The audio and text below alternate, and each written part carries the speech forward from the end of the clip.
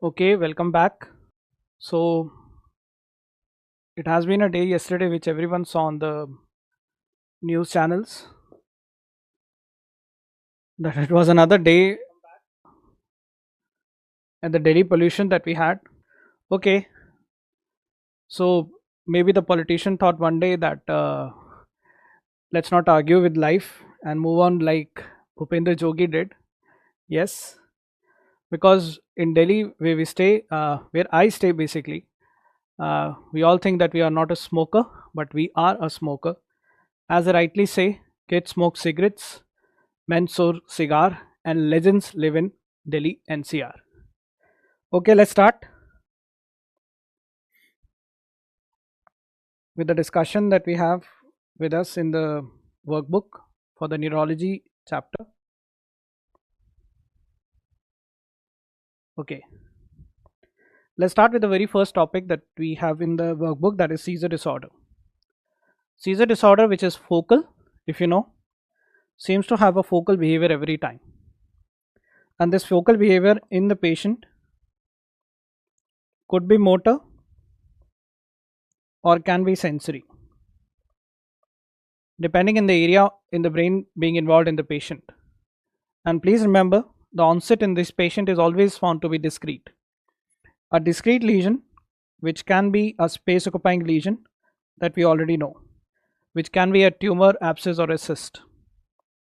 The third point that we have always in favor of a focal seizure is that they usually have got a post-ictal confusion with them. And they generally have got aura also. They know that it's all coming to them. Aura is seen generally in a patient of focal seizure. And these patients may lose the consciousness during the episode of focal seizure or may not lose it at all. So there are two kinds of patients that we have. A focal seizure that we have with us with LOC is known as focal seizure with the impaired awareness, and focal seizure with the intact awareness. Right? And out of all the drugs that we generally have with us in treating a patient of focal seizure, the most preferred most of the time, the topmost, has to be lamotrigine nowadays. Okay, so that's a quick recap of focal seizure disorder that we have with us. So what did we learn? It has got a focal behavior which can be motor as well as sensory. The onset of it is discrete due to a space occupying lesion. There is an aura, there is a post-ictal confusion. With LOC is impaired awareness, without LOC is intact awareness, and the most preferred drug in them is a lamotrigine. Then we have the ABCDE, the absence seizure. If you remember about the absence seizure, the age of onset is 4 to 8 years generally. So there are a lot of specification regarding the most preferred drug and the drug of choice in these patients that we have already done in the class. This is just a quick revision of what we have with us the previous notes. Okay, and the classical presentation of absence seizure is coming to me with a behavioral arrest. And during the episode of the behavioral arrest, these patients give me a typical stare look. Okay, there is obviously a post-ictal confusion that is seen in them.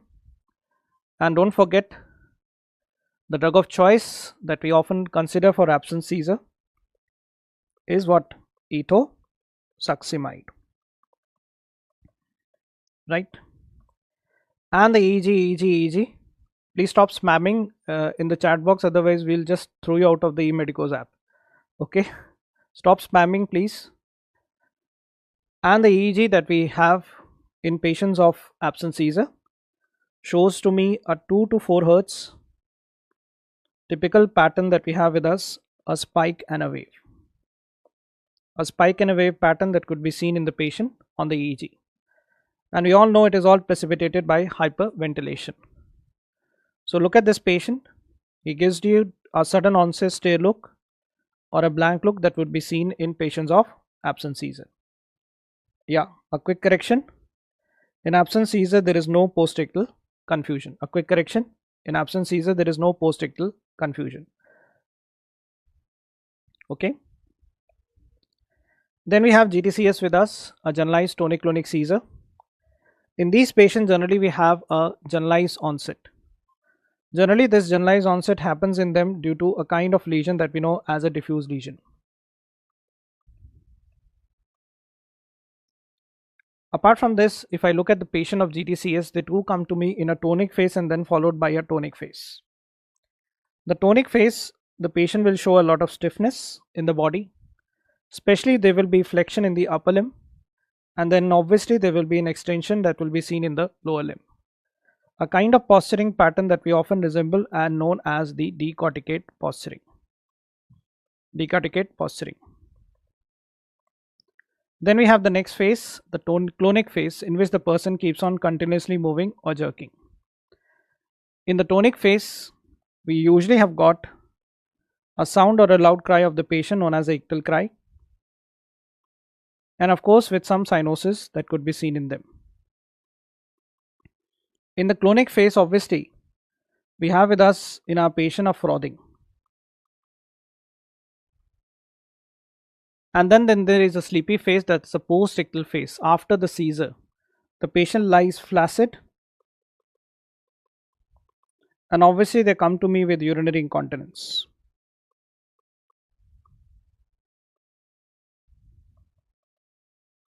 Okay. Then we have the juvenile myoclonic epilepsy or the JME.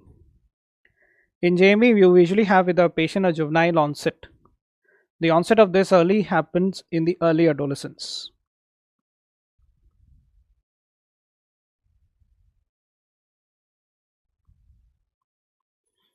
In these patients, the many seizure types are generally seen, and the most common seizure type seen in them is always a jerky movement that is known as myoclonus. Majority of these patients, if left untreated, would develop an episode of GTCS as well, and 1/3 of these patients could even have an absent seizure. So many seizure types are seen in a patient who is having a juvenile onset of seizure disorder, that's juvenile myoclonic epilepsy or the JME. So as you can see over here, this is a typical myoclonic jerk that is seen over here. EEG that we show in them or what we find in them are many spikes could be seen in them. Polyspike pattern could be seen on the EEG. I know there are a lot of points in every topic that is for the classroom teaching. This is a quick revision program, so I'm only highlighting you the important points that you remember for the exam, right? Let's try to get wiser on this topic by solving an MCQ. Following statements are true about epilepsy except Jacksonian epilepsy is a spreading seizure activity.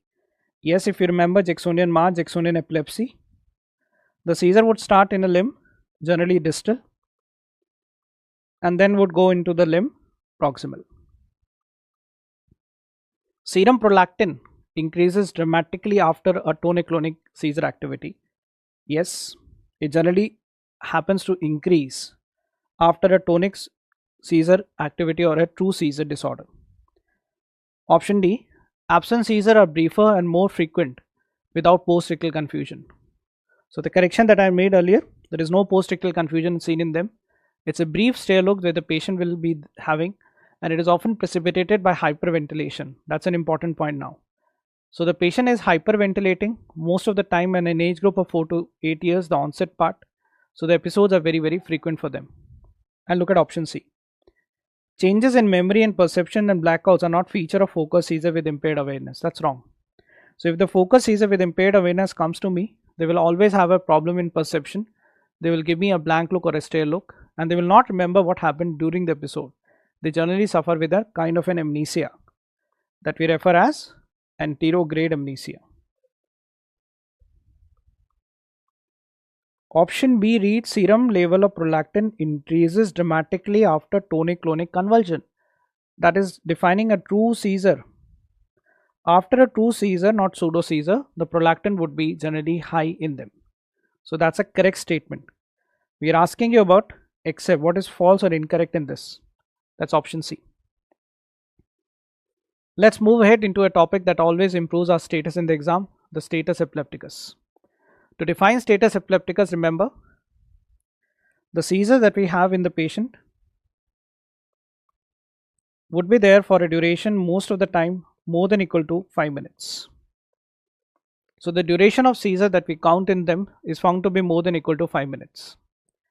Generally a trigger is seen in them for a status epilepticus, that is abrupt cessation of anti-epileptic drug. Apart from this, other factors like electrolyte imbalance, head injury, of course, can be an important risk factor for trigger. In them, the altered consciousness could also be there. That means these patients will suffer with the loss of consciousness, the LOC, that would last in them for a duration of more than equal to half an hour. So now we have two kinds of status epilepticus with us. Is this convulsive and non-convulsive. So the convulsive status epilepticus in our patient that we have would have a seizure for a duration of more than equal to 5 minutes. A non-convulsive, yes, would also always have an LOC for more than equal to half an hour. The word non-convulsive comes with the reason they don't happen to see a seizure proper. Okay, they're just lying unconscious, interictal, postictal for more than half an hour. Treatment of choice is always a sedative that we keep in mind, that is lorazepam or shorter acting benzodiazepine analog. Now the use of anti-epileptic drug to be taken care of status epilepticus depends on the patient. If the patient has stopped the drug and has gone into status, we need to restart the old anti-epileptic drug. If in the patient they've got head injury as a protocol goes, then in that case levetiracetam is considered to be a healthy anti-epileptic to start with. Sedation in the sense general anesthetics like propofol and thiopentone or midazolam can be given only in cases of refractory status epilepticus. So the word refractory means who was not responding to the standard lorazepam therapy and the standard anti-epileptic drug therapy. In them you need to give sedation. So there are two kinds of refractory status epilepticus. One is early and the other one is late. The early one is the one in which the seizure is lasting for a duration of more than half an hour. And the late refractory is the one in whom the seizure is lasting for more than equal to 2 days or 48 hours. So depending on the situation again, we choose the best and a sedative drug to be given. For an early refractory status epilepticus, please remember, the ideal drug of choice that we keep in mind is midazolam infusion. And for the late refractory status, it's always thiopentone. Okay.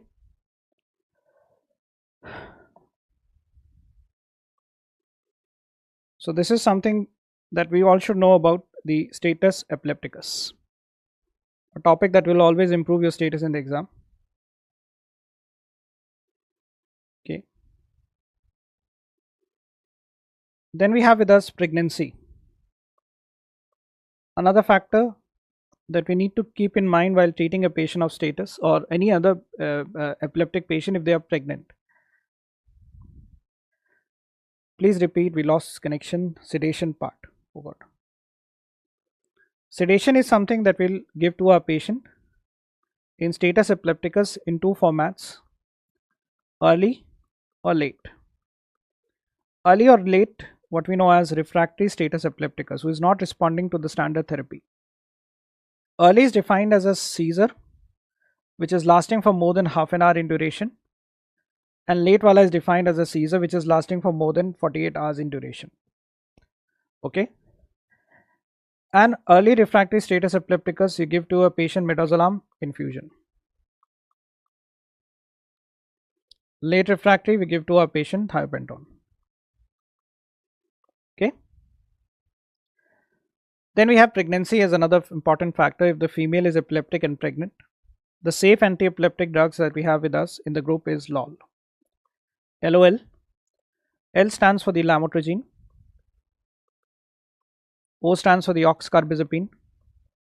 And the last L stands for the levetiracetam.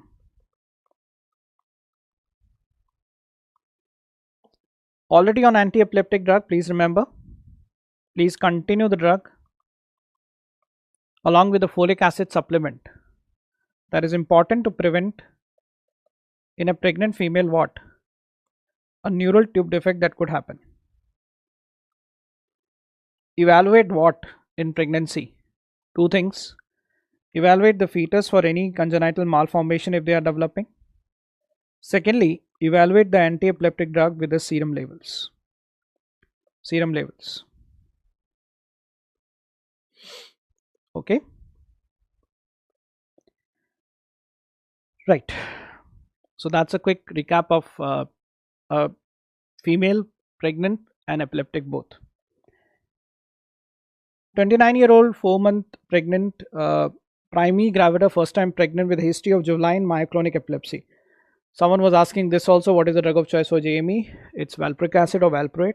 She is regularly taking valproate and now seeks an opinion for an anti-epileptic drug regimen. What should you suggest her? Continue valproate with monitoring of the drug level. Simple? Correct? Do not change the drug. Changing the drug will precipitate seizure. Continue the same drug with monitoring of the drug levels. To know the drug is in the therapeutic range, not in the toxic range.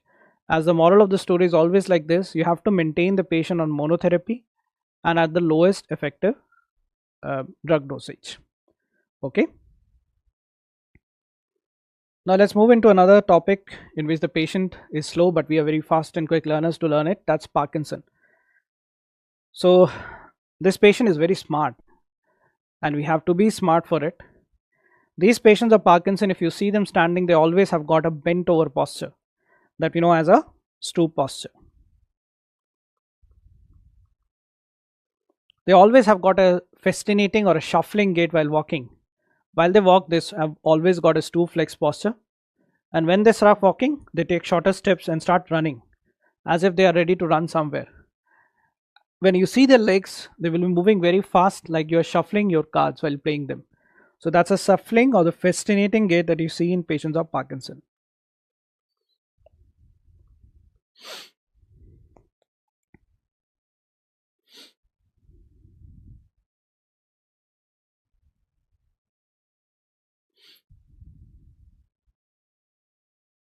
Mask-like face that we have in them, a typical face which is seen to be expressionless.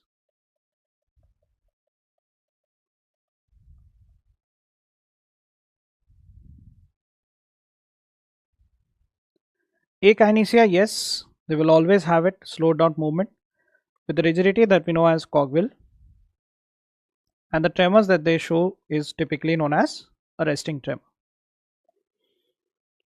Okay, so this is a patient of Parkinson that is having a stoop flex posture. This is a rigidity in a pattern that is the wheel in a machine that is trying to move with some cogs all over, the cogwheel rigidity. If you look at their hands, they're having tremors which are resting. They're not covering too much of distance in a single step and they're trying to run while walking, the fascinating gait. And if you pull them back, they will come and fall over you. Yes, they've got another problem with them known as postural instability. Right?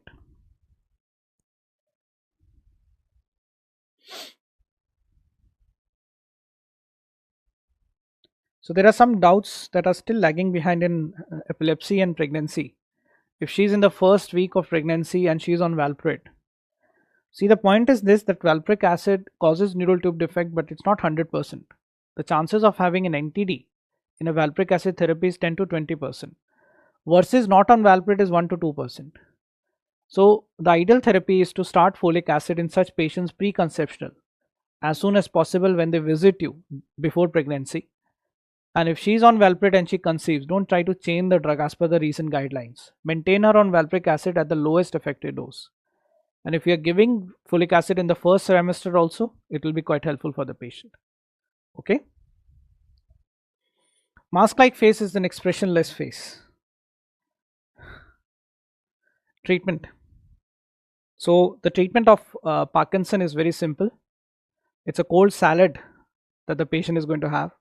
So one kind of treatment that we have is a COMT inhibitor, or maybe the drug of choice for treating a patient of Parkinson is always a precursor of dopamine, that is levodopa. Anticholinergics are also important in treating patients of Parkinson.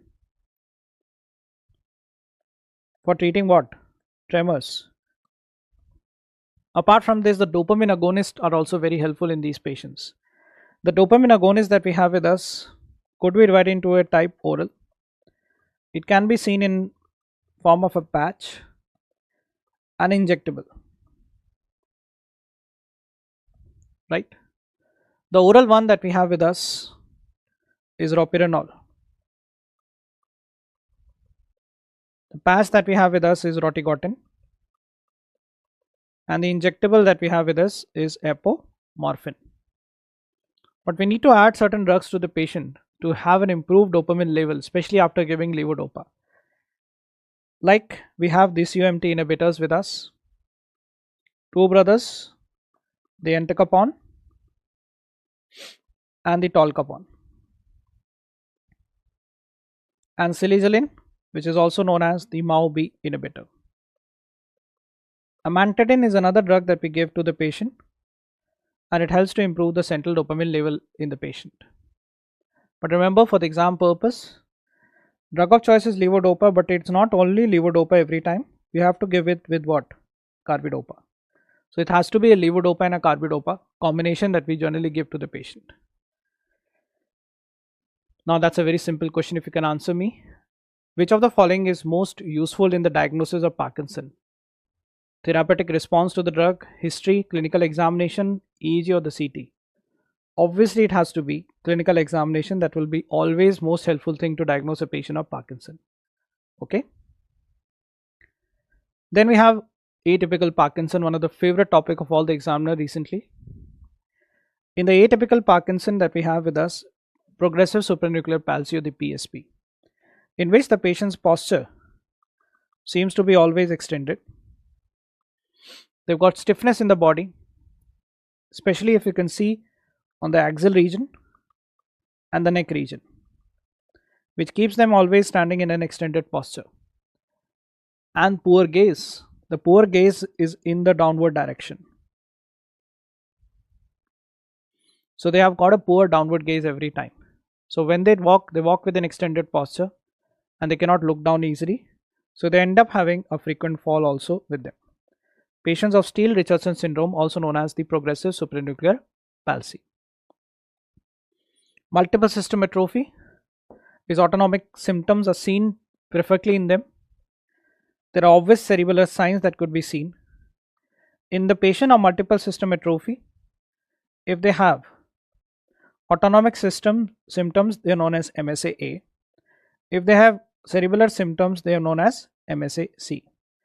MSA-A is also known by another term known as Shy-Drager syndrome. In these patients, we have symptoms of Parkinson along with cerebellar symptoms and autonomic problems. Sometimes we might give them a trial of levodopa, but they usually don't actually produce good relief of symptoms if you give them a trial of levodopa. So trial levodopa, poor response. That is a patient of multiple system atrophy. Okay, known by a simple atrophy mnemonic. Then we have dementia of Lewy body with us. Lewy is slow, Lewy is sleepy, and Lewy has got what? Hallucinations. Lewy is slow, Lewy is sleepy, Lewy has got hallucinations. So Lewy is slow for the reason he is suffering with symptoms of Parkinson. Lewy is sleepy, in a sense he's got dementia, and Lewy has got hallucinations. Hallucinations that are usually seen in them as visual hallucinations. So Lewy is slow, Lewy is sleepy, and Lewy is L-E-W-Y, Lewy, hallucinations. Okay, a simple mnemonic for this. Then we have the corticobasilar degeneration, in which the patient comes to me with slowness, obviously due to symptoms of Parkinson, with atrophy that is seen in these patients in the midbrain region causing Parkinson, and it can also be seen in them with a parietal atrophy. So the lesion that could be seen in them is in the midbrain and the parietal region, and whenever you have parietal region you end up having apraxia. In these patients there is another behavioral abnormality that could be seen, in which their hand is not under their control, alien limb phenomenon. Many of the students who have attended lectures already with us know this phenomena, in which the hand doesn't work on its own, it works under control of someone else. That's the alien. Like right now, you're studying, you're reading with a textbook in your hand, but some people have got habit to catch their mobile phone and type something. Karte raho, karte raho, karte raho. Arey yaar, this is not the exam that is going on over here. Okay, this is not the fastest fingers first that I am playing for KBC. So control your hand. Okay. Oh, MCQ. 68-year-old man with a 2-year-old history of dementia frequently developed daytime visual hallucination. So memory loss with visual hallucination and bradykinesia. All together defines what? Dementia of Lewy body. Right? So now let's try to see the movement disorders in a different way. The speed of movement, is it slow or is it fast? The range of movement, is it none or is it large? So a simple thing that we can help you out in understanding this, the biggest circle. The range of movement is not that good, and the movement also is very, very slow. Look at me, diagnose this for me. My hand is like this all the time. Now to pick up my mobile phone, my hand goes very, very slow there. What is this? Can someone of you identify this problem for me? My range of movement is very, very poor, and the speed of movement is also very, very slow. Now don't tell me Parkinson, please. It's bradykinesia, I know that. No. The range of movement is not too far away, and my hand is always there in a sustained posturing like this. My hand is in a sustained posture like this. Sang mala jo mala maite nahi. Tell me something which I don't know. Still waiting for the answer. The moment you hear the word slow, you think of ethitosis. No, galat jawab. Sang mala jo mala maite nahi. Arey babre.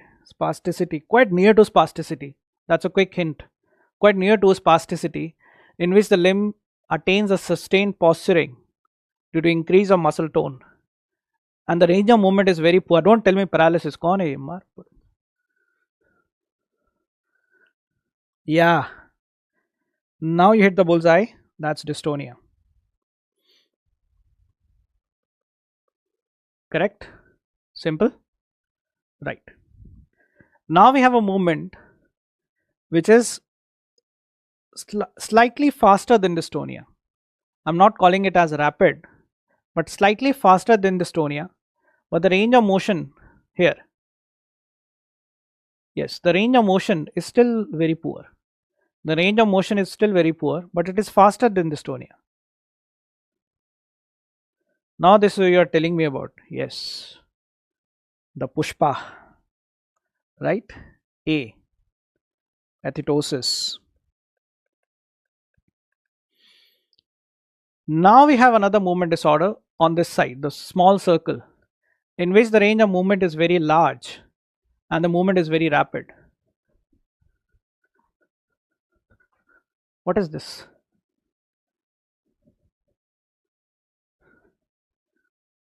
Yes, that's the bhangra that I was trying to do. Yes. Bhangra B. अरे Korea नहीं था यार. We do bhangra on proximal joints and move a hand like this. That's B, the bellismus on one side, hemibellismus. Now the range of motion is not that large as bellismus, but the movement is still very rapid. Yeah, this you are thinking about what? The chorea. So that's a quick summary of the movement disorders that we have got with us. Okay, now let's try to answer this question. Chorea is defined as slow breathing movement. The word breathing means slow sinus movement, very slow, that's ethitosis. Sign of restlessness. What is this restlessness? I saw a patient in OPD of psychiatry. He was very restless while sitting. He was moving every time like this. Very restless. What is that known as? So I have a patient in psychiatry OPD sitting outside who's an antipsychotic, obviously, not for psychotherapy. And he's very restless. Keeps on moving here and there. That's known as akathisia. If option A, very good. Akathisia.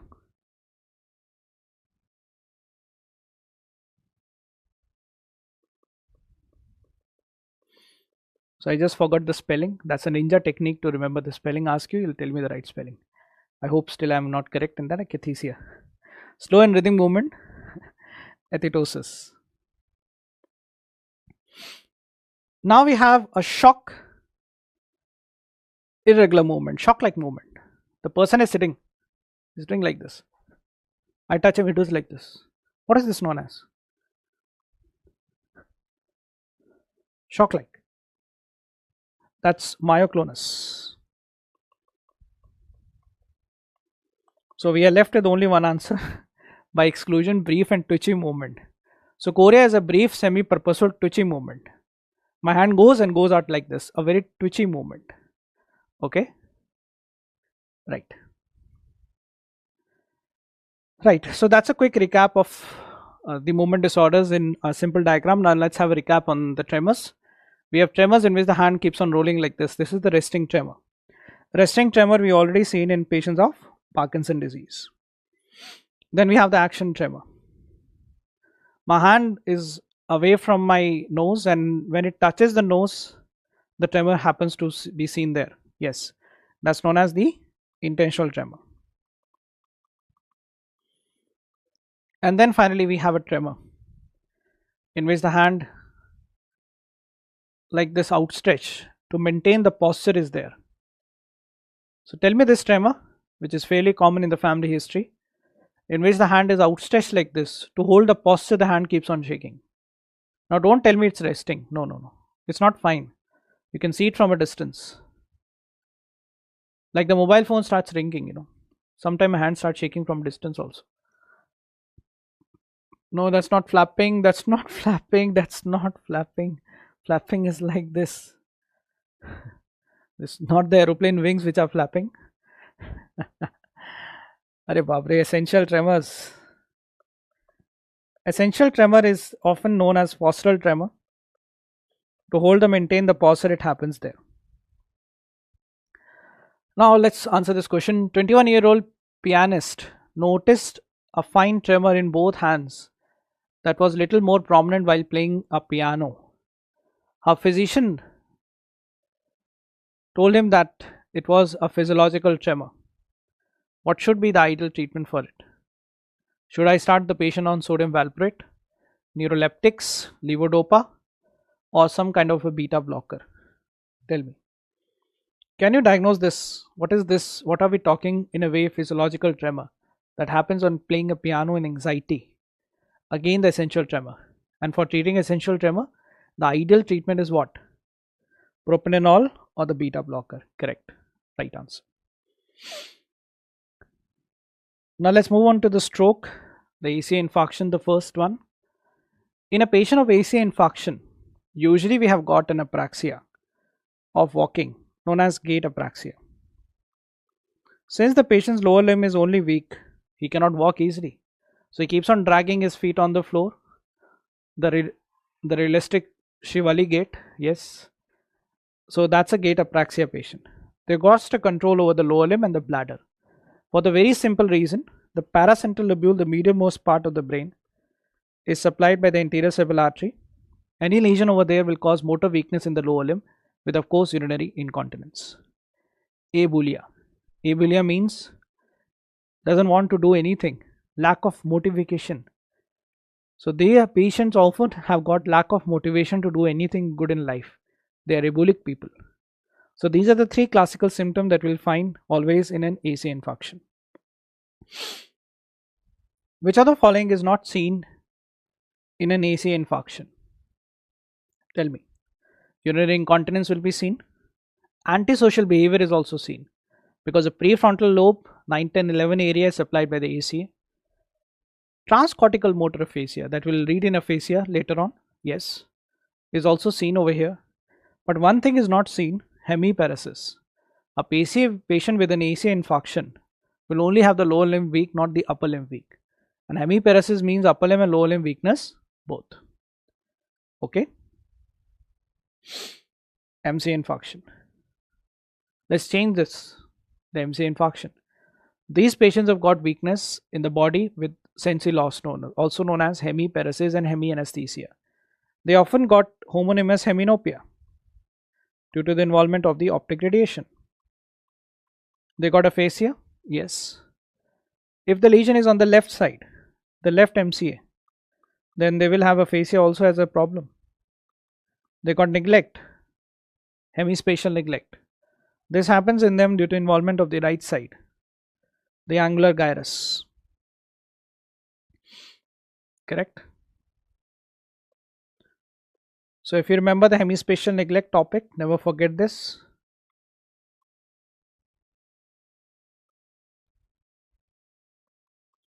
So the patient will make a clock with a round circle with numbers projecting only on one side, not on the left, always on the right side. And the Gershman syndrome, which includes dyslexia as a complaint, will happen due to a lesion in the left angular gyrus. An eye deviation in ipsilateral gaze preference. So wherever side the lesion is there, the eyeballs are going to move over there. So that's an important topic, the MC infarction. Just have to know the difference between the left and the right. Aphasia will happen when the lesion is on the left with the Gershman syndrome with an ipsilateral gaze preference and contralateral hemiparesis and hemianesthesia. Okay. Now the PCA infarction, the pain is lost in them due to the involvement of the thalamus. These patients have also got the cortical blindness due to the involvement of the occipital lobe. These patients have got amnesia as well due to the involvement of hippocampus, and pure word blindness or alexia is seen in them. Yes, due to the involvement of the splenium part of the corpus callosum. Corpus callosum. Now let's try to answer this question. Which of the following is not seen in a PCA infarct? Cortical blindness is seen in them. Yes. Alexia is seen in them. Amnesia is found in them. But there is no weakness or hemiparesis. So weakness in the lower limb is ACA infarct. Upper limb, lower limb is MCA. And PCA doesn't typically present with hemiparesis as a presentation. Okay. Let's try to remember this topic by this diagram. A simple line diagram. If you follow this, these eyes of the patient look like P. Yeah. So this part includes the PCA infarction. So what is there specific in the PCA infarction in these patients? They will have a cortical blindness. They will always have a cortical blindness. Can you tell me what kind of blindness is this? Cortical blindness is sparing of the central part. Yes, the macular sparing. Now look at the M. The MCA infarction causes problem in the mouth, that is in speech, aphasia, right? And weakness that would be seen in the patients, upper limb also. It also looks like an M, right? And look at the A below. If you look at the A below, that looks like ACA. In the ACA infarction, the patient's lower limb is weak. It's something over here, bladder, the urinary incontinence. So urinary incontinence with lower limb weakness is a feature of ACA infarct. Upper limb, lower limb weakness with aphasia is a feature of MCA infarct. Cortical blindness with macular sparing, as you told me, is a feature of PCA infarct. Apart from this, they will have pure word blindness, alexia, amnesia also in the patient. Right? Chalo, which aphasia will be seen in a complete left MCA infarction? Tell me. Now the MCA, if you remember, has been divided into two parts. The proximal and the distal part. The proximal part is the M1 part and the distal part that we know is the M2 part. That would be seen over here. Right? So complete left MCA infarction means the complete MCA is involved over here. So Broca's and Wernicke's both are gone. We'll have what? Total aphasia gone, known as global aphasia. Not Broca's aphasia, not Wernicke's. It will be global. Look at the complete word. Complete means both superior and inferior division are lost. that can only happen when the proximal or the M1 part of the MCA is involved in the patient. So the superior division, inferior division involvement could also be known as partial occlusion, not a complete occlusion. Okay. So let's quickly revise aphasia also in a simple way. So that's a crisscross table that I've given over here for a quick revision of aphasia. Now please be with me on this topic. Right. So I have a patient with me. Look at the scenario. I have a patient with me whose reputation is lost, whose naming is not mentioned over here. His comprehension and fluency is intact. So can you define me an aphasia? Tell me this one first. Whose comprehension is present, intact, whose fluency is intact, his reputation is lost. Okay, I'll give you another hint over this. His naming is also lost. So there is an aphasia with us whose fluency and comprehension is intact, while the two in between variables, the naming and reputation, is lost. Please tell me. Good. So this topic has conducted into your mind centrally. So what is known as conduction aphasia. Very good. Happy. Mogambo, बहुत खुश हुआ. Now let's try to follow this. There is a patient with me whose reputation is lost, whose comprehension is lost, but his fluency is intact. Okay? A patient with me whose reputation is lost, whose comprehension is lost, but his fluency is intact. He can speak but doesn't understand. I have a patient with me, I repeat, whose reputation is lost, whose comprehension is lost, but his fluency is intact. Very good. One case aphasia. Excellent.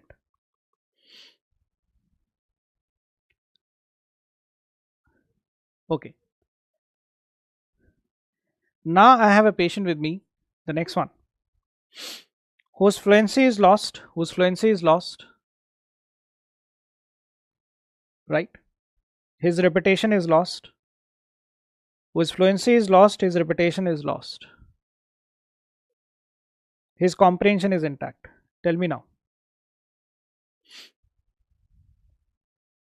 His reputation is lost, his fluency is lost, but his comprehension is intact. Very good. Broca's aphasia.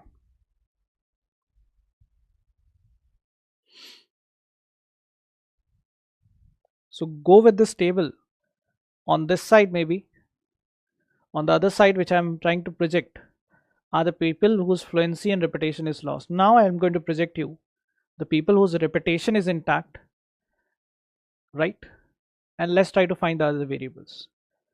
So the downside of this diagram, the reputation is always preserved. So let's try to calculate this now. Tell me a patient whose reputation is preserved, his fluency is lost, his comprehension is intact, but his reputation is preserved. So there has to be a transcortical aphasia. Just a quick hint. Transcortical aphasias are brothers and sisters of Wernicke's and Broca's with preserved or intact reputation. So my patient's, I repeat, reputation is preserved, fluency is lost, and comprehension is intact. Very good. He is a brother of Broca's known as transcortical motor or the interior transcortical. Excellent. Very good. Now let's try to look at this. A patient in whom the reputation is preserved, comprehension is lost. I'll put a question mark on this box now.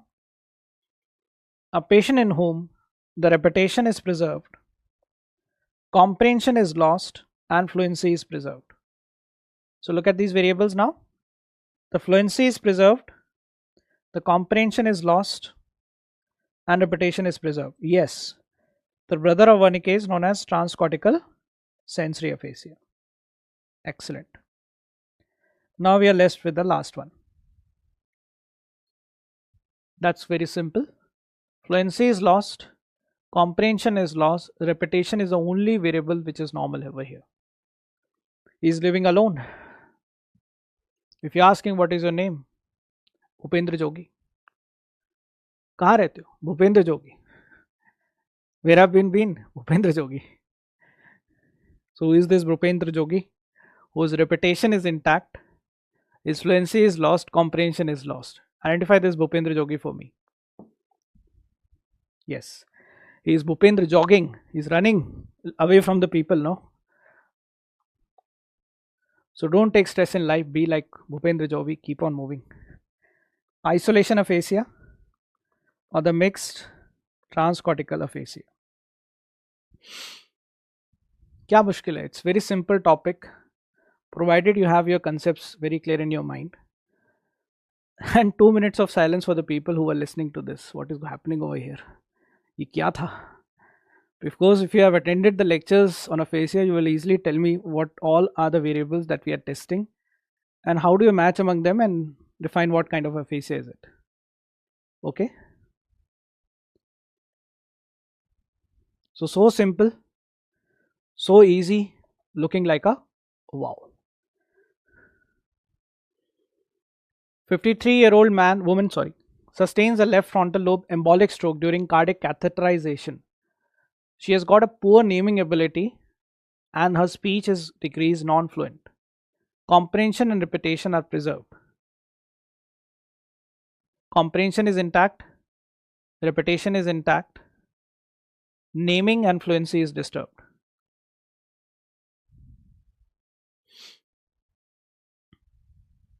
Tell me.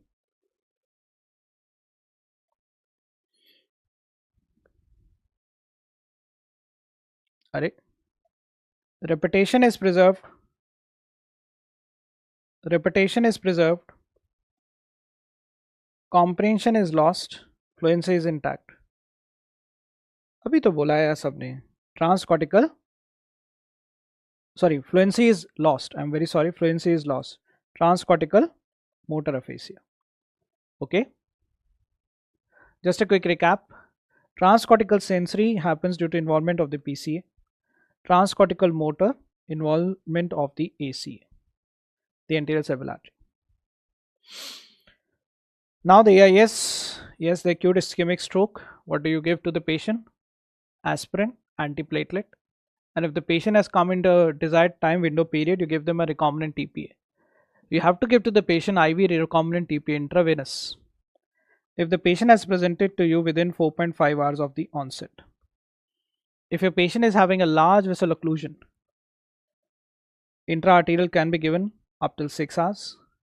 But if the deficit is big and the infarct size is still small after thrombolysis, you can give it up till 48 hours. The BP ideally should be on the normal side and the blood glucose should also be normal in the patient. It should not exceed 200 or BP should not be very, very high in ischemic stroke. Okay. So let's try to answer this question, a very simple question. 45-year-old male patient presents with right hemiparesis with global aphasia. Now global aphasia means complete MCA infarction, the M1 occlusion, large vessel occlusion. And the duration of this is 1 hour. The NCCT brain is normal, doesn't show me hemorrhage. The BP is also okay, 160/90. Chalega. Which of the following is the next best step in managing the patient? Should I manage the BP? Or should I go for the MRI to find the infarct size?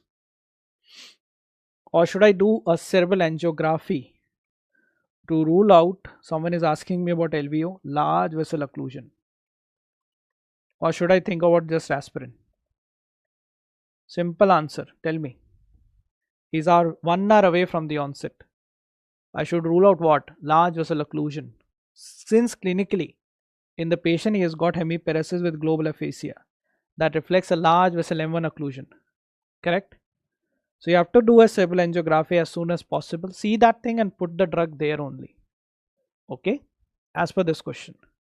But not manage the BP at the moment, because for recombinant TPA therapy, intra-arterial IV, whatever format you want to give, the BP should be how much?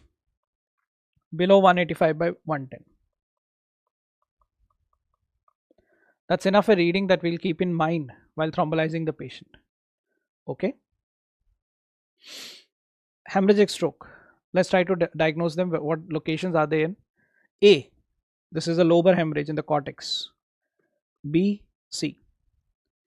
If I look at B, just over here is a site that I see is putamen, the outer basal ganglia. C. This is somewhere which I see is the thalamus. D is pons, and E is the cerebellum. Out of these strokes that you have, the most common site of the stroke is always putamen. Because the most common cause of hemorrhagic stroke that we find intracerebral is hypertension, and hypertensive bleeds generally happen within the putamen region most often. Okay. Out of all the sites that we have, the operable site in which you can operate and take out the blood internally from the brain is in the cerebellum and the lobar hemorrhage. You operate on cerebellar bleed and you operate only on the lobar hemorrhage. The rest of the patients that you always manage is conservative. Okay. So someone is asking me, sir, the patient has come to you with a global aphasia, why not aspirin? No. You have to thrombolize the patient first to remove the thrombus in the vessel. Okay. Now we have the subarachnoid hemorrhage with us. So we get a CT head done for SAH. That's a quick mnemonic to remember this topic. We do a CT head for SAH. In a patient of subarachnoid hemorrhage, the age of onset generally in them is found to be at or above 40 years. They have got a decreased flexion in the neck region, reflecting in an extended neck or neck rigidity over there. And whenever the SAH happens in them,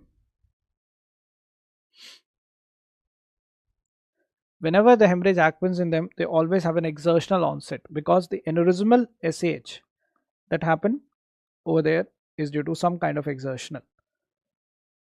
Okay. They seem to have hurt the neck region. That actually equates to neck rigidity.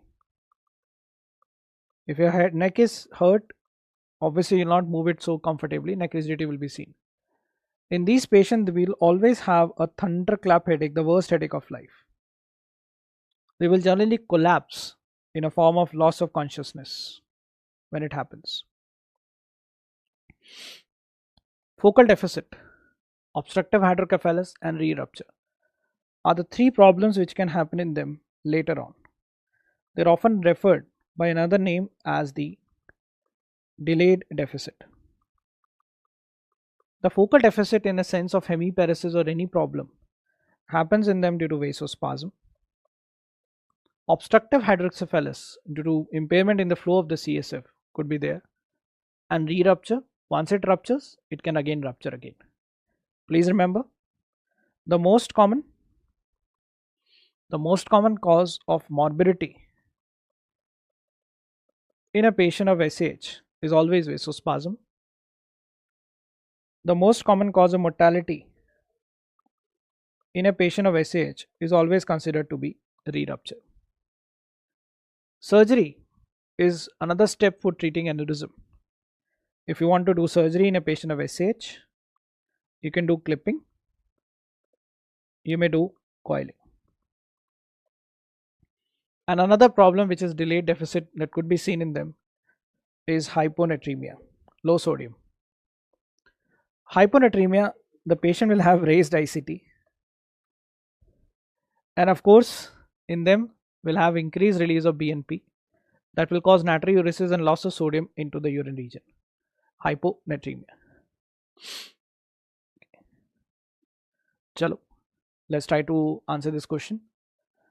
Try diagnostic for pinpoint pupil pyrexia and paralysis. Tell me. Intentionally, I did not tell you the clinical features. Just a quick recap. If it is a patient with a cerebellar hemorrhage, they will have ataxia. Putamen, they will have hemiparesis. Thalamus, sensory loss. Now the patient has got pinpoint pupil pyrexia and quadriparesis or paralysis. Who is he? a patient of pontine hemorrhage. Which of the following are the common potential complications of subarachnoid hemorrhage? Re-rupture, hydrocephalus, vasospasm, and hyponatremia. So some people want a quick repetition on the management part of ischemic stroke. I'll tell you again. If a patient comes to you with an ischemic stroke, you have to evaluate the time of onset.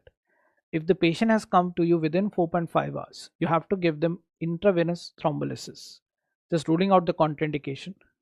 If the patient clinically has got, like in this question, a large vessel occlusion possibly, then in that case the drug IV will not work properly. You have to possibly give it through the intra-arterial route. But the intra-arterial that we can consider for thrombolysis for a large vessel occlusion is up till 6 hours from the onset. And the deficit infarct size mismatch, and again correction, I'm paying more attention to the chat box actually. That's why this happens. I increase the timing, just correct it there. The deficit infarct size mismatch has to be up till 24 hours, not 48 hours of the onset. Okay. So you have thrombolized the patient and the patient doesn't show any improvement. You can take it up till 24 hours. Okay. Aspirin has to be given 24 hours after the thrombolysis has completed, and BP should be managed well and the sugar level should be always normal. Okay. The collapse in SAH means loss of consciousness. Right? You have SAH, you collapse and you fell down. Now, myasthenia gravis.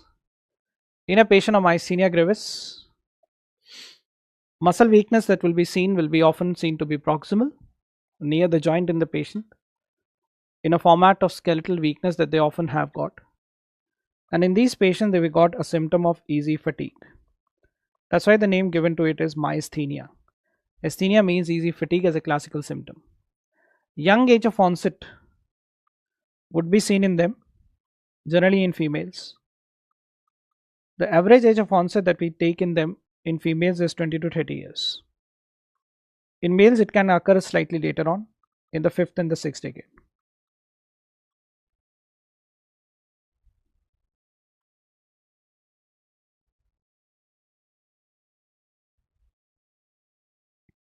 It's a disease which is considered to be autoimmune because of the thymic abnormalities. Thymic abnormality which could include in them hyperplasia, excessive working of the gland, or a tumor known as thymoma. They will generate antibodies against the acetylcholine receptor. 10% patients of myasthenia gravis have got thymoma, and 65% of them have got thymic abnormality. So overall 75% of myasthenic patients have got something wrong in the thymus in them. That's why it is autoimmune. We create antibody against the acetylcholine receptor. In these patients, we generally have got a high titer of acetylcholine receptor antibodies. In these patients on the face, we have got a snarling appearance, in which the person will give you a smile like this, a vertical smile. In these patients, there are no sensory abnormalities clinically that you will find. So if I look at the patient, the oral area will give me a sensory abnormality, but the majority of the part that we see in them involvement is somewhere of the ocular area and the proximal muscle group. In them, the sensory, autonomic, the deep tendon, and the cognition is perfectly normal. Right?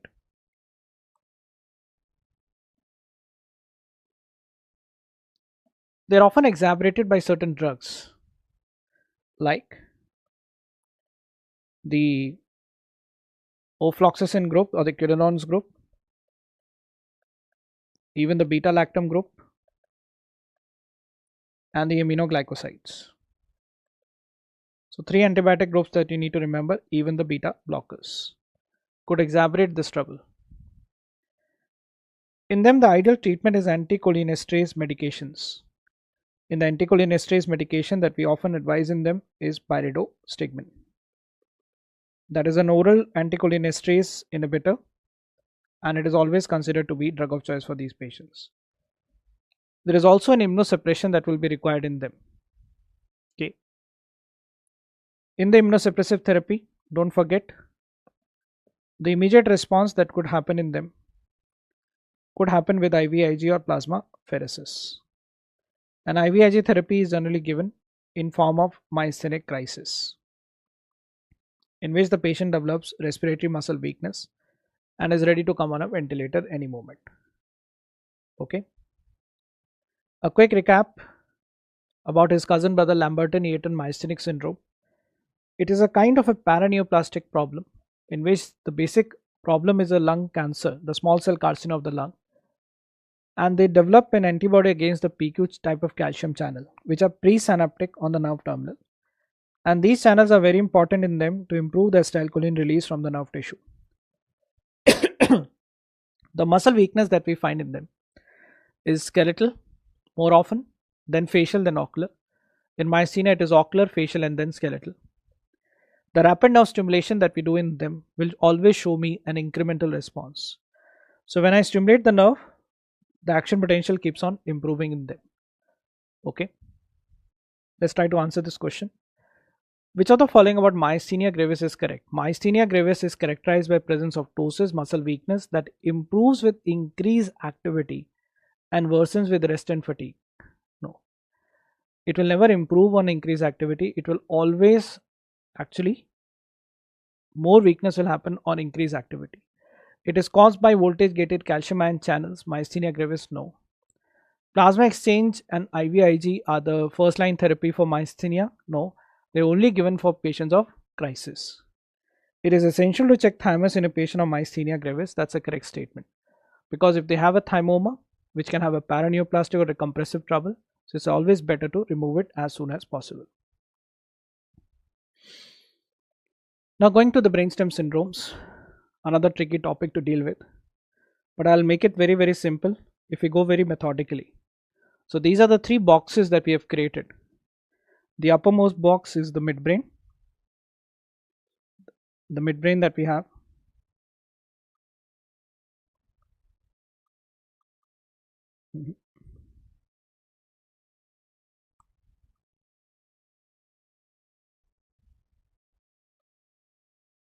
The midbrain. Then we have with us pons. Just give me a second.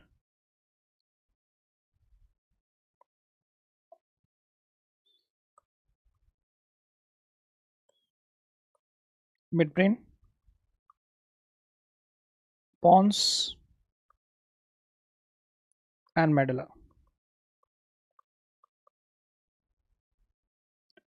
Right?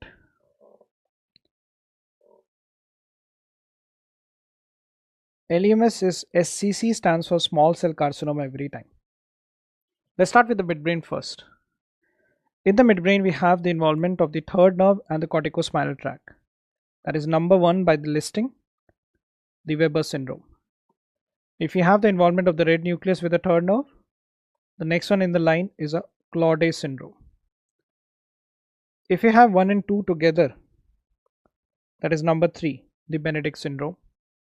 And if you have the involvement of the third nerve and the superior cerebellar peduncle, yes, that's number 4, North-Nagel syndrome.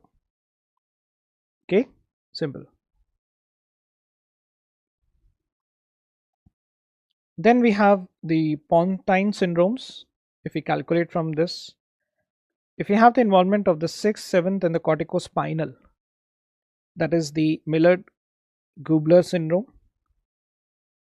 If you have the involvement of the medial longitudinal fascicle, 6th, 7th, medial lemniscus and corticospinal also, again on the medial aspect, that is number 6, the Fovley syndrome. While if you have the involvement of the spinal lemniscus and the middle cerebellar peduncle, yes, that is what? The Mary Fox or the lateral pontine syndrome. और repetition of the orientation क्या इसमें बताएं? 3 boxes, midbrain, pons and medulla, the lateral aspect and then the medial aspect. We have a syndrome number 1, that is Weber's, in which the medial midbrain areas are involved, the third nerve and the corticospinal. We have again on the medial aspect the red nucleus and the third nerve together. That is a claudase number 2. And then, you are asking me 1, 2, and 3. Oh my god, Vinod. This is the co-orientation of 1, 2, and 3. Keep your mind open. 1 plus 2 is 3. That is Benedict. 1 plus 2 is 3. That's Benedict. Okay. 3 cranial nerve and the superior cerebral peduncle is number 4, North Nagel. Okay. Number 5 is Miller Gubler. Number 6 is Fovlis. Number 7 is Mary Fox. And then we have with us what? The medullary syndrome. That's very simple. The 12th cranial nerve, medial lemniscus, and the corticospinal all together. The French word, the Gerine syndrome, number 8. We have the sensory of the 5th part, 7th, although they include, but it's not very correct. 8th should write 8th actually. Should be written as 8. Just make a correction over here. Make it as 8. 8.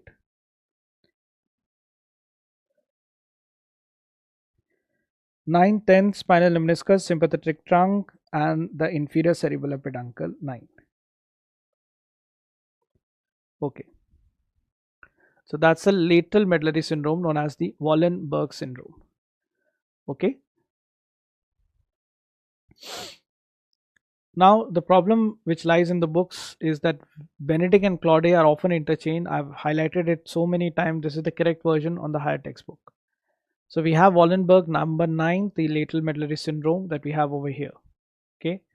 Number 8, the Gerine syndrome. Okay. So some students are writing that we have just enrolled for DVT. Don't embarrass us, but telling that you have taught this and that. See, I'm not telling in a sarcastic way. I'm telling you in a realistic way. This is a revision program. Let me remind you again. This is not the first reading program. You have to be very clear in your basics first before approaching all these things. Okay. So a lot of hard work is still required at your end, and still we are far ahead from the actual NEET PG if we take it in March. So you can utilize that time to know what to read and what to leave by looking at the DVT notes at least. Okay. Yes. The medial medullary syndrome happens due to the involvement of the ASA, the anterior spinal artery. The lateral medullary syndrome more often due to the involvement of the vertebral than the pica. Okay. The pontine syndromes generally happen due to the involvement of the basilar artery, BM writing. And always the midbrain syndromes will happen due to the involvement of the posterior cerebral artery or the PCA. So this has been asked so many times recently. Wallenberg lateral medullary is due to involvement more often due to vertebral than the pica. The medial medullary is anterior spinal artery, the Gerine syndrome. Okay. Right. Chalo, let's get wiser on these topics by solving MCQs. 43-year-old female was applying her makeup one morning and she noticed her right eyelid appeared to be different and pupil appeared to be larger than the left one. The large pupil, dilated pupil, may be seen in. Tell me.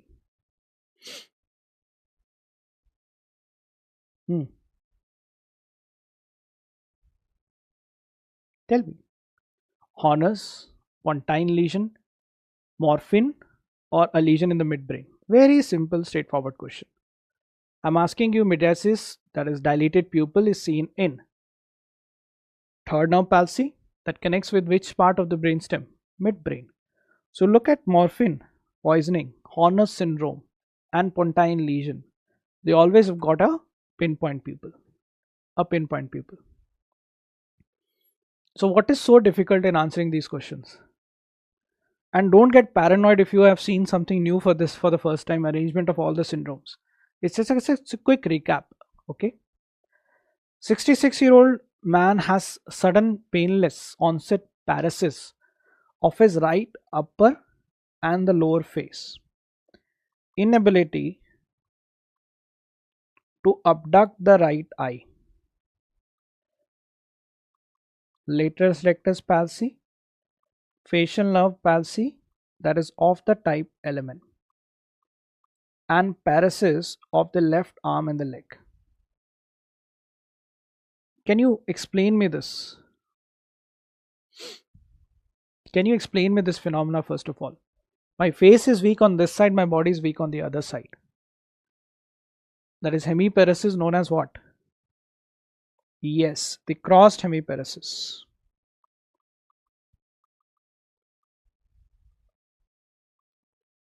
Very good. And what is this? Something we have discussed initially, the Millard-Gubler syndrome. Millard-Gubler syndrome? Yes. On which side? Now my question is on which side? So if it is a right sixth nerve, right seventh nerve, it has to be on the right side. Left side weak means corticospinal on the right side. Don't have any right to left confusion and dyslexia on this. I'll repeat this again. This is a typical Millard-Gubler, a ventral or anterior pontine syndrome on the medial aspect, in which on the right side, seventh nerve element is gone, complete face is weak. Right side sixth nerve palsy is seen, and the left side the body is weak because on the right side the corticospinal tract is affected. So sixth, seventh, corticospinal, everything gone on the right side. Oh, sorry. Yes. Please don't carry any dyslexia and right to left confusion. Otherwise, in exam, that is a meeper. No sarcasm, only reality. Okay.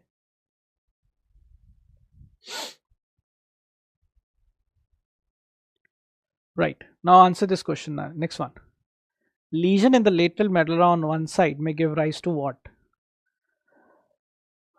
Contralateral weakness of tongue, contralateral weakness of palate, ipsilateral facial weakness, or Horner syndrome.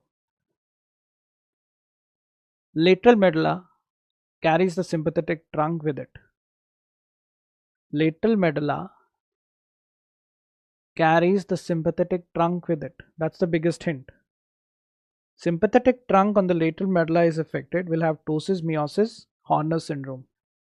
Correct? No doubt on this. It's a very simple question. Now, can you guide me where will be the tongue weakness be seen? Will the tongue weakness happen there or not? No. Palate weakness will happen 9th and 10th nerve palsy, but on the same side. Because cranial nerves do not cross the midline. The corticospinal only crosses the midline. Okay. So that's a very simple question, straightforward question. Okay, good. Then we have our friend again, multiple sclerosis, in which the motor weakness could be a symptom in them with an OTOF phenomenon. OTOF phenomena, if you remember, is a kind of a visual blurring they have got. They got a visual blurring on exposure to heat.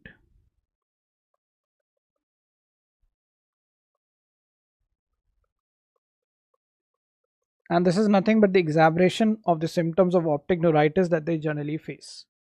They got a Lhermitte sign also with them, in which they've got paresthesia, which will be seen in them on flexion of the neck. On flexion of the neck. They've also got facial pain, that's trigeminal neuralgia, that could be seen in them. Internuclear ophthalmoplegia, I know. I hope you know. My this eyeball goes on to the right, and the left eyeball doesn't move, and this eyeball, which is abducting, has got an nystagmus. Can you tell me the reason between I and O?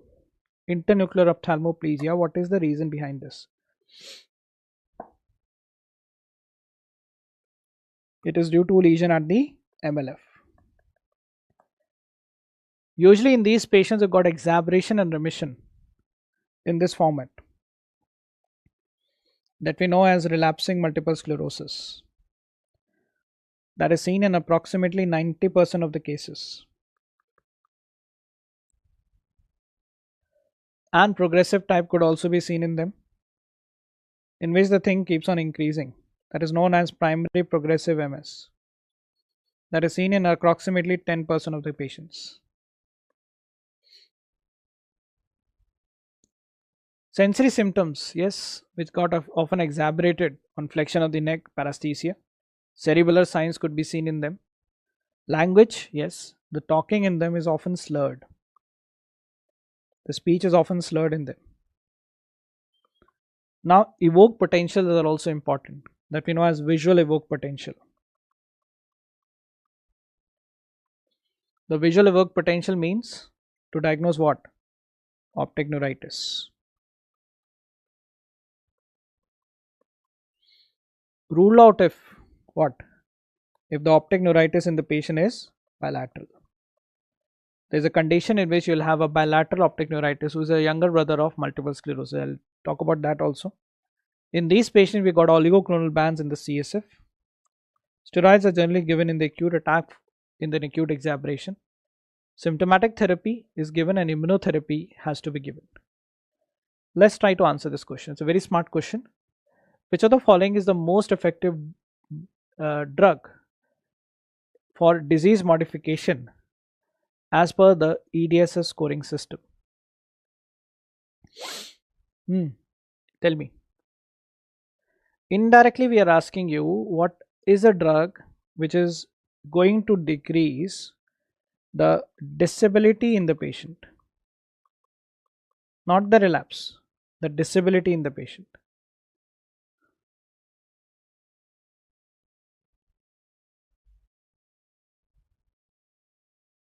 See, I'll tell you this. If you look at the disease modifying drugs, there's one drug which we often give to decrease the number of relapses. There's a one drug which is considered to be best to decrease the disability. So the best disease modifying agent to decrease the number of relapses is natalizumab. Disability that you quantify by the EDSS scoring scale is mitoxantrone. So the best drug that we consider to decrease the number of relapses in MS is natalizumab. The drug which is best to decrease the number of disability, the amount of disability that you quantify as per the EDSS scale, is the mitoxantrone. So it's a very clever question. Read the question again. He's not asking you a direct question, he's asking you indirect question. What is the best disease modifying agent to decrease the score as per the EDSS scoring scale? So in the EDSS scoring scale, we look at the disability, not the number of relapses. So the drug that is best to decrease the amount of disability is mitoxantrone. One to decrease the number of relapses is natalizumab. That's why it's a very, very clever question. Okay. So don't, not interferon beta. It's not the best. It is the preferred agent. He's not asking you the preferred agent to start with. He's asking you direct question, the best or the most effective therapy. Okay. Fingolimod, yes, I agree, is a good drug, but it's an oral therapy. If they ask you oral medication, it's fingolimod.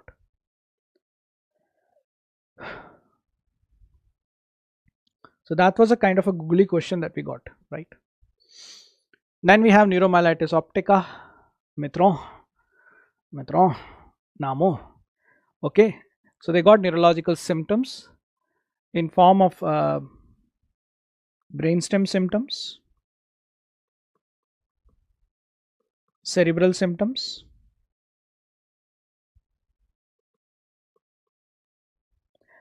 good question. Why not best? Why interferon is not the best but still drug of choice?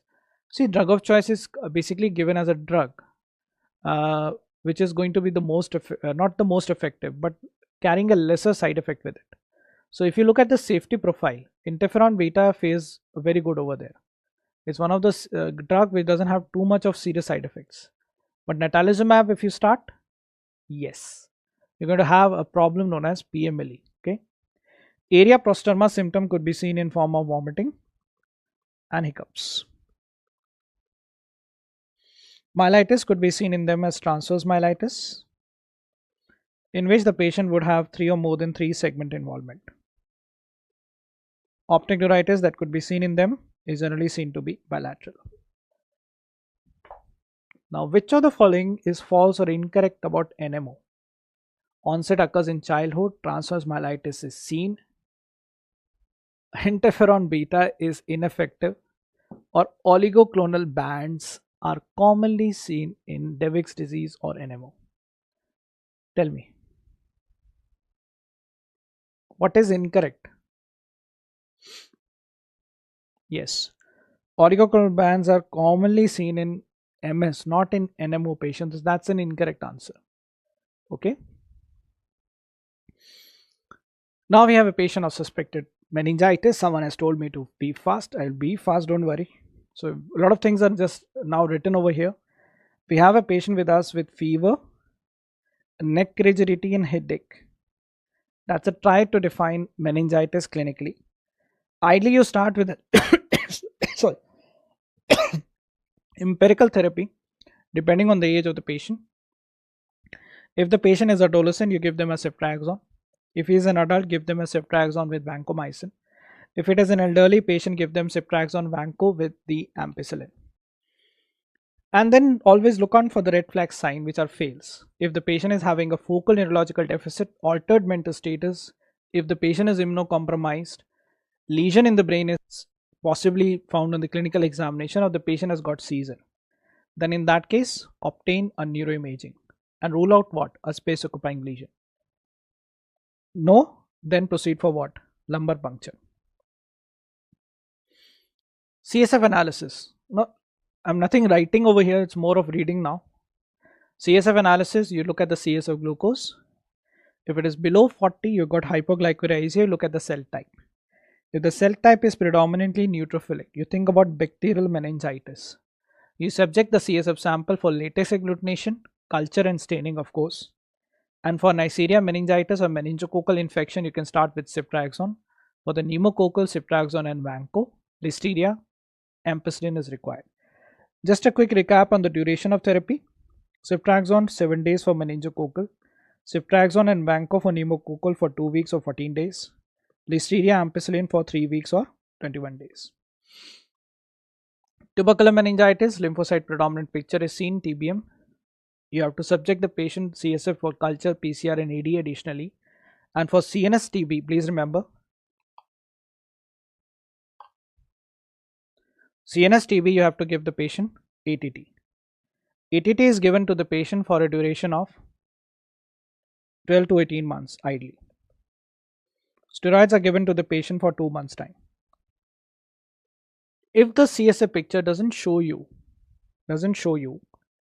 a low CSF glucose, but it shows you a lymphocytic picture, then think about the viral, herpes simplex virus. Do an MRI to look out for the temporal hyperintensities. And maybe you also have to do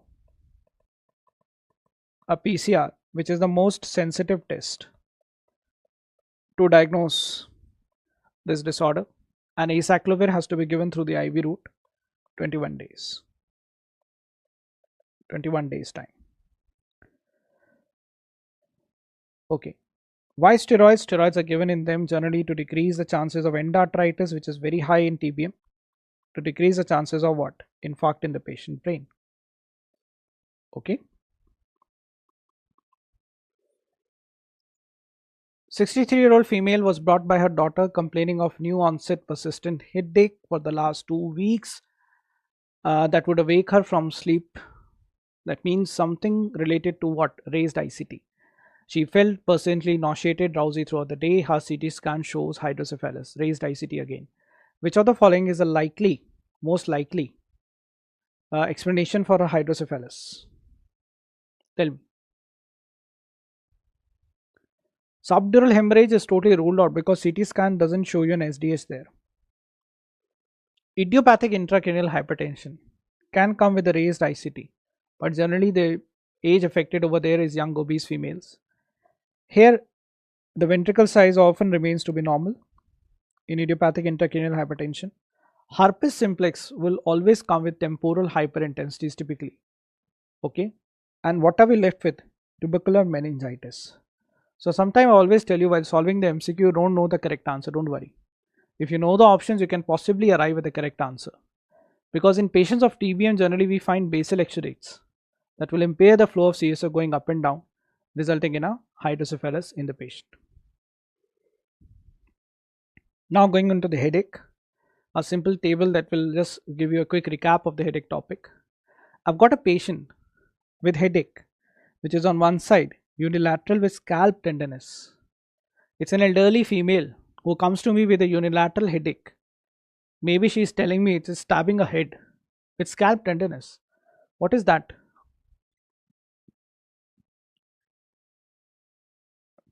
Temporal hyperintense, temporal arteritis.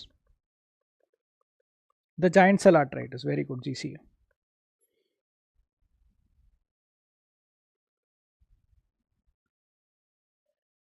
If the patient is having unilateral headache with nausea, we think about migraine. Now tell me, my patient has got headache which is throbbing but without nausea. It can be temporal, it can be occipital, throbbing headache without nausea. And one fine day, the patient has got an explosive headache out of that and with neck rigidity and becoming unconscious. What is that? Aneurysms are pulsatile in nature. They don't have nausea as a classical symptom with them. Not cluster. Now we have a headache which is seen to be bilateral. On both the side it can be seen. And it is dull aching with papilledema.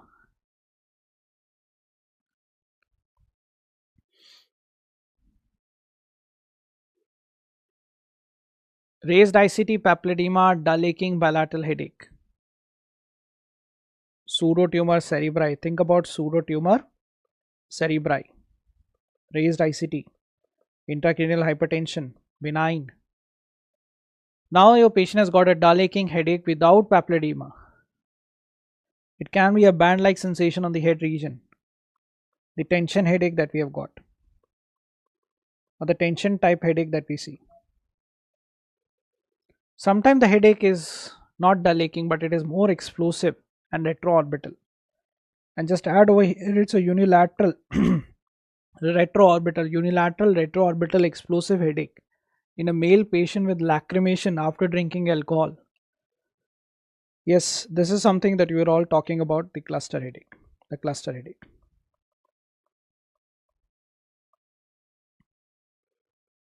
Right? Simple? No confusion, I believe. Now let's quickly go to the treatment of choice.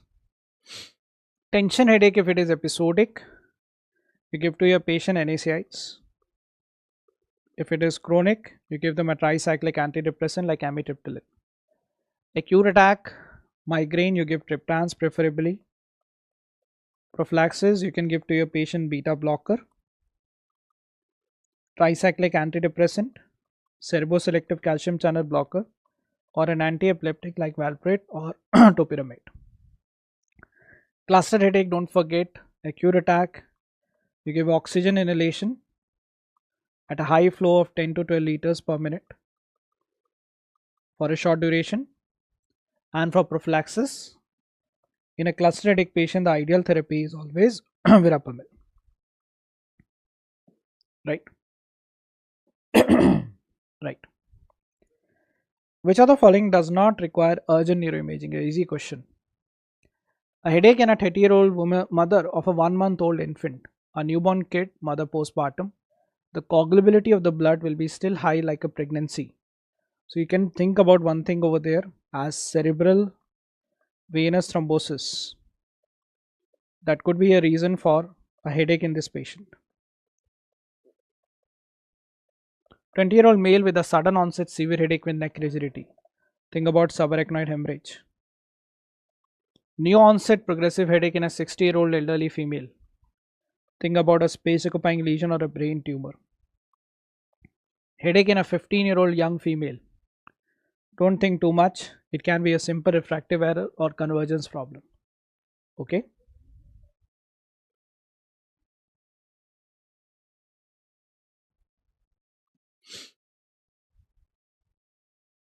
Right. Last slide, previous slide.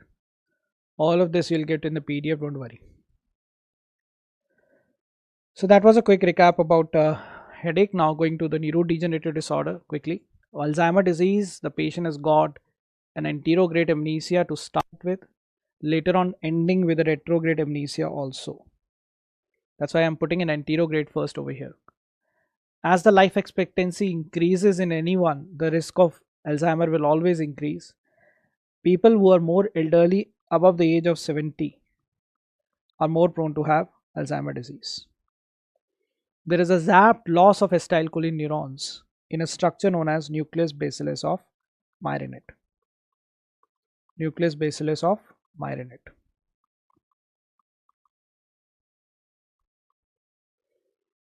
Also in these patients, the problem can be hereditary, coming through certain mutations which can be chromosome 21, 14, 1 and 19. 1 and 19. And the hereditary problem in Alzheimer is often due to autosomal dominant chain. Most of these patients will have the entire hippocampus being lost, which can be seen radiologically also. They can be identified with the neurofibrillary tangles which are seen in the brain intracellularly, and enterorenal degeneration could also be seen in them. So that's a quick recap of Alzheimer's disease. Nothing new in this, you already know all these things. Similarly, the younger brother of Alzheimer, that's a frontal lobe temporal dementia. The frontal lobe symptoms are seen in them in form of behavioral abnormalities. These patients will have behavioral abnormalities quite early into the picture, while dementia could be seen in them generally late. Tau proteins are the culprit proteins seen in Alzheimer and FTD both, causing neurodegeneration in both the sets of patients.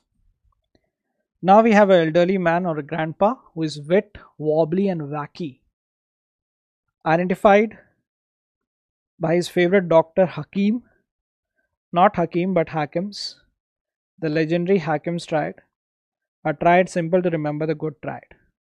The person is wobbly, in a sense they've got gait ataxia, they've got urinary incontinence, they've got memory loss or dementia.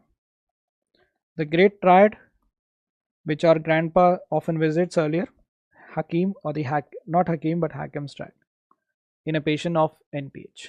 Simple. Let's answer this question. A 60-year-old alcoholic male presents with urinary incontinence, abnormal gait and loss of memory. So urinary incontinence, abnormal gait and dementia.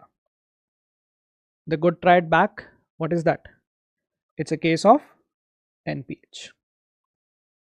The only problem that you will face while solving this question, whenever you read the word alcoholic, you think he has gone to Goa. No, that's not the Goa triad. Where does the Goa triad fall into? The Wernicke's encephalopathy, in which the patient is having disorientation or confusion which is global for time, place and person. They've got ophthalmoplegia with the lateral rectus palsy. They've got ataxia, and the basic problem in them is obviously a thiamine deficiency. Okay. The Korsakoff is the elder brother who's got retro and antero both. But the most common type of amnesia that we find in them is anterograde amnesia. They often have got a habit to hide it from the people around by confabulation. That's a patient of Korsakoff. Okay. Then CGD again is a patient who is mad, bad and ultimately very, very sad. Myoclonus that we find in them is on touch or a stimulus known as startle myoclonus. That is always seen to be the most common presentation in them. They also got ataxia with them and dementia later on. They often happen in bits and pieces. That basically reflects the word sporadic. So the most common type of Creutzfeldt-Jakob disease is sporadic CGD in bits and pieces. That means sporadic. The general age of onset that we find in them is somewhere seen to be at 66 years average. I'm taking the average. It can go from 50 to 75 also. In the sporadic CGD, as we know, the death happens quite early, within 4 months of onset.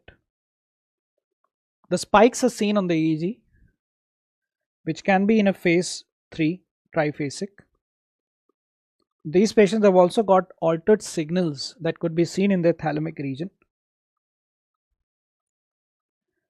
and they've got degeneration that is known as The brain becoming a sponge, the spongiform degeneration. Okay, so that's a patient of CGD who is mad, bad, and sad, all three together. Let's see this patient. 50-year-old woman has come to you with double vision and diplopia. She is suffering with depression, unsteadiness of gait, sad depression, unsteadiness of gait, ataxia. Her whole body appears to jump in presence of loud sound, that is a startled myoclonus that she is coming with. The MRI shows a basal ganglia hyperintensity. One zone which is included into the basal ganglia functionally is thalamus, so they've got thalamic hyperintensity. That is a patient of CGD or the Kurzweil-Jakob disease. Similarly, a small topic again, Huntington's chorea, which is an autosomal dominant disorder. Okay, these patients come to you with dementia late into the picture. They come with chorea quite early in the picture with certain behavioral abnormalities. And in them we find atrophy. Where? We find it in the caudate nucleus, right? So caudate nucleus is a zone which is seen to be atrophied in them. Bits and pieces means sporadic in a sense. So something which is ectopic in bits and pieces is also known as sporadic. So one type of CGD is most common, that is sporadic CGD. And in them, we find the basic defect lies in a trinucleotide sequence of CAG, which is found to be elongated in them. So number of CAG repeats that generally we find in them is more than 40 repeats.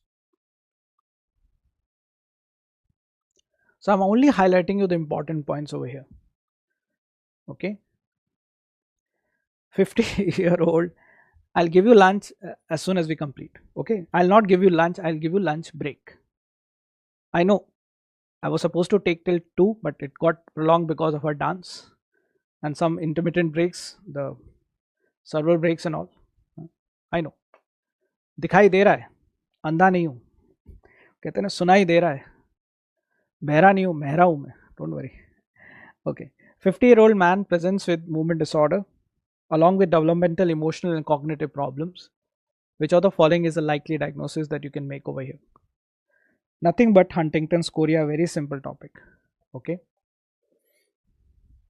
Now a quick recap of GBS, Guillain-Barré syndrome, the Brighton criteria that we have to diagnose it.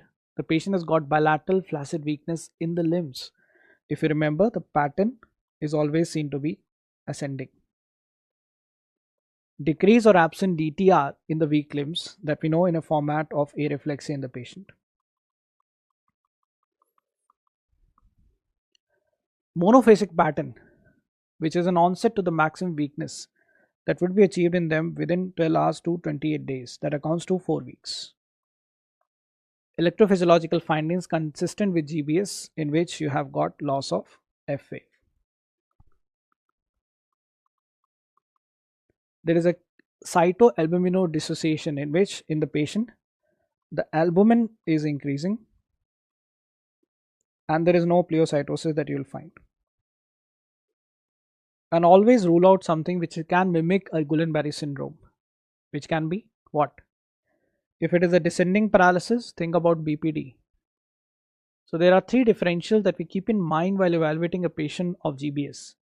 B stands for botulism poisoning, P stands for polio, and D stands for diphtheria. The young man had suddenly developed paraplegia following a short febrile illness, lower limb weakness after some infection, post-infectious. Examination reveals a lower motor neuron paralysis, that means flaccid areflexic, with no sensory and no bladder and bowel involvement. The CSF examination is likely to reflect what? GBS, what is it going to likely reflect? The albuminocytological dissociation, high albumin and no pleocytosis. Simple thing, right? Okay, a quick recap on the gait. The person walking is with small paces. Yes. His posture is upright, slightly extended, and the arm swing is normal. That means his arm swing is normal like this, but he's not taking his leg too far off. is marching ahead like a soldier in a parade that is seen in a frontal lesion that we know as marsh a petit pas. Sometimes the patient of Parkinson stoop posture with no arm swing and small paces means shorter steps. That is a patient of fascinating gait. Fascinating gait. Parkinson disease. Now we have a patient in which the paces are not small, they are normal paces. But the phase separation shows a crossover. So maybe not reflected in the camera properly. But if you see the patient walking, he'll cross his legs like this, like the scissors are moving. This is what is known as a scissoring gait. The scissoring gait. There's another patient with us whose feet separation is wide based. Okay, whose feet separation is wide based slightly, and he's taking a step high above the ground while walking. Maybe he's keeping his feet wide apart. Okay, and he's keeping it like this on the floor to feel the floor better. And he's taking a step high above the ground as if he's stamping it on the floor. Tell me, what kind of gait do you think about? The feet separation is wider. The person takes his feet high above the ground and puts it on the ground forcefully like this, like an elephant walking, with a wide feet separation. That's very important thing. Stamping gait seen in a posterior column lesion. Good. But now this patient is having a wide base stance or a gait while walking with no high steppage. That means he is walking like this, keeping his feet wide apart, swaying on both the sides. That's a truncal or the cerebellar ataxia. Cerebellar or the drunken gait. Now I'll differ this stamping, what you have in mind, from a foot drop. Let's try to differ this. Your patient has got a normal feet separation with a high steppage. So there is no wide feet separation. There is a normal feet separation with a high steppage. He's tipping his foot high above the ground every time while walking. Yes. That you think about what? A foot drop. High steppage with a normal foot separation. Foot drop, high steppage gait, also known as a equine gait. Now this time the patient feet is kind of normal separated with no high steppage, but the pelvis every time is rotating. It goes like this. Yes, what is this? He's waddling. He's a waddling gait patient. Myopathy patient, waddling gait. Okay.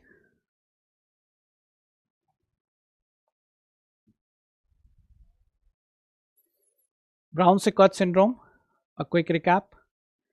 In the patient at the level of the lesion, the posterior column, spinothalamic is affected on the same side, ipsilateral.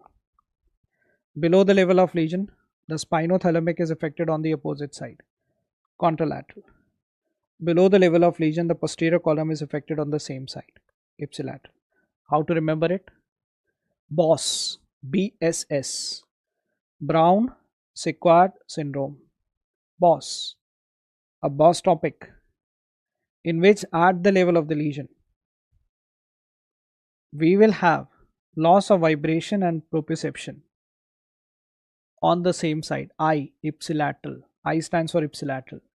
Weakness will be again ipsilateral at the level of the lesion, which is of the type L. So ipsilateral element weakness. But below the level of lesion, the temperature and pain or the spinothalamic is affected on the OP side, the opposite side. The UMN weakness will again be seen ipsilateral below the level of lesion. And vibration and proprioception is again on the same side, ipsilateral. So BOSS, the Brown-Séquard, is a VIP who will sit at the level below to stop the unwilling VIP to enter. Okay. So maybe a mnemonic which I tried to figure out. Even if you remember, stop is final. Stop is okay. Temperature, spinothalamic is involved on the opposite side. Rest everything is ipsilateral. Okay. Which of the following components about Brown-Séquard syndrome is true except? There is an ipsilateral extensor plantar response, UMN. There is an ipsilateral pyramidal tract involvement, UMN. There is a contralateral posterior column tract involvement, yes, below the level of lesion. There is a contralateral posterior column involvement, no. It is always ipsilateral at the level as well as below the level. Okay. So I'll repeat it. BSS, Brown-Séquard syndrome, in which the patient's vibration and proprioception, that is posterior column, is affected on the same side ipsilateral. There is weakness which is seen at the level of the lesion, which is LMN, on the same side ipsilateral. Spinothalamic, ST, is again involved on the same side ipsilateral. Below the level of lesion, spinothalamic is involved on the opposite side. UMN weakness will be seen on the same side, and vibration and proprioception posterior column again ipsilateral. Okay. Syringomyelia. मोए I know. जो याद था वो भी भूल गया sir. Okay. Syringomyelia is a patient in which there is a cape-like sensory loss. More than 50% of them have got a Chiari malformation in them, which is seen in a type 1. They're very weak at the level of the lesion due to LMN because of the involvement of the anterior horn cell. In them, we always have an intact posterior column and temperature is lost. The onset in them is generally found to be young, in a bracket that we consider between 20 to 40 years. Oh, sorry, 10 to 30 years, very young. Okay, so this is a cape-like distribution that will be seen in the patient. Okay. Which of the following clinical presentation will not occur in a lesion of the spinal cord? Tell me. Bladder involvement will occur, sensory level at the specific level will occur, LMN, UMN on both the lesions will occur. Cross hemiplegia, no, that will always occur in a pontine lesion, not here. In enlargement of the central canal of the spinal cord, which gustable muscle fiber is affected first? If you look at the central canal, that's quite in the center, in which the fibers are arranged like this, CTLS. And if the central canal enlarges, the fibers which are on the above part, cervical, will be involved first, and then it goes down. So obviously the shoulder upper fibers would be involved first in them. So central canal intramedullary lesion will always come to you with a descending paralysis. Okay. AHC, anterior horn cell. Okay. Someone is asking, class started? Are class ending? Conus cauda, 2 people. Conus is a cone-shaped enlargement of the spinal cord that you see at the distal part. In a conus medullaris syndrome, generally, we have got a normal knee jerk and a U-shaped sensory loss could be seen in a shape known as saddle. So if you look at the back or the butt region of the patient, they would have a sensory loss in this pattern known as saddle. As they were sitting on a horse for a very long time and you get down from the horse, you'll feel that you are sitting on the horse because the sacral dermatomes are basically supplying the perianal region around like this. And they also present with the overflow incontinence. Cauda. Cauda is a problem in which the nerve roots are basically damaged. They will come with an urge incontinence. Since the nerve root on one side is damaged more than the other side, the problem will be asymmetrical and limb reflexes are generally absent, which is not only knee but ankle also. Now, which of the following is a feature of conus medullaris syndrome? Tell me.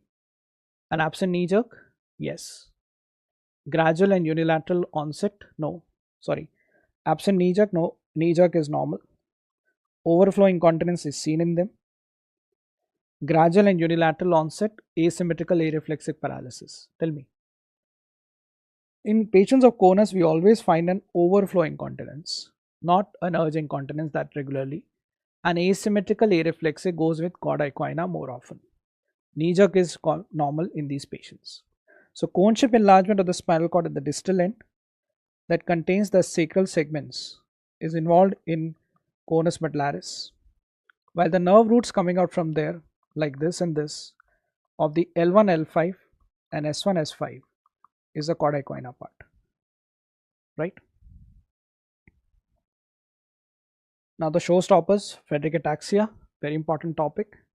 It's a familial disorder which is autosomal recessive in trait, in which the GAA sequence is repeating in them more than 200 times.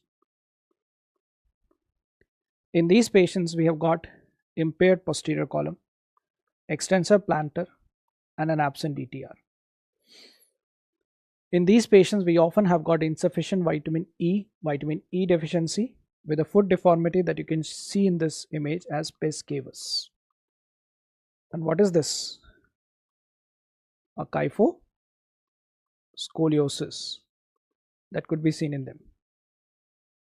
In these patients, one of the most common extraneuronal symptom that could be seen in them is hypertrophic cardiomyopathy. Okay, so that's about the Friedreich ataxia that we have. So I'm telling you only the important points. Tabes dorsalis, the tracts involved in them are the posterior column only. The Argel-Robertson pupil, in which the compensation reflex is present and the light reflex is absent, is seen in them. The bladder is involved in these patients. They got excessive pain, and due to posterior column involvement, they've got a typical stamping gait while walking. And if I hold them with the feet and leg together, they will sway with eyes closed. That reflects a posterior column lesion known as a Romberg test. Okay. Subacute combined degeneration. These patients have got spasticity due to involvement of the corticospinal tract. These patients have got ataxia due to posterior column involvement. They've got cognitive problems and they do come with vitamin B12 deficiency. That could be reflected in form of pain in the extremity, neuropathy, and even glossitis could be seen in them. That's SACD. Spasticity, ataxia, cognitive problems, and vitamin B12 deficiency. SACD.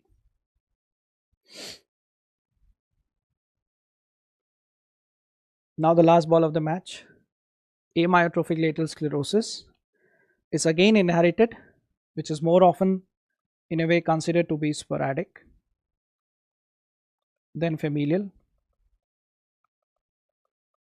And the most common gene that could be leading on to ALS is C9 ORF72 gene.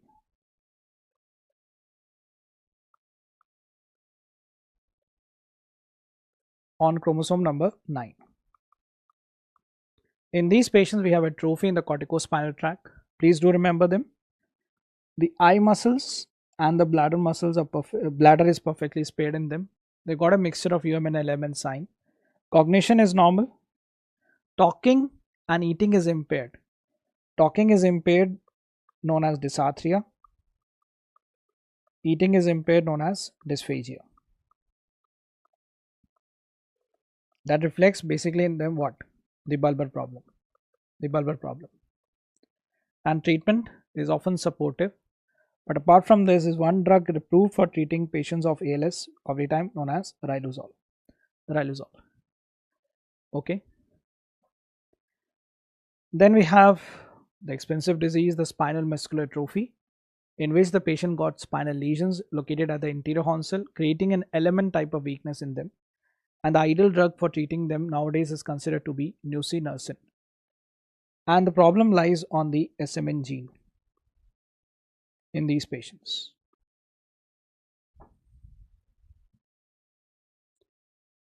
Okay.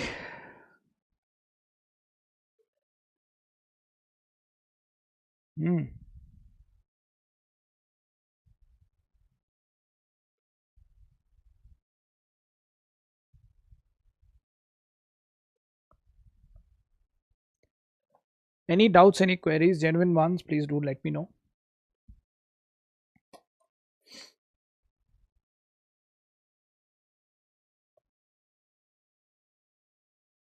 So this has been a session which has been a quick recap session. People who have attended it for the first time might find it difficult. What is this going on? I'll tell you, there's still time with you. Read this DVT notes so that you have an understanding of what to read and what to leave.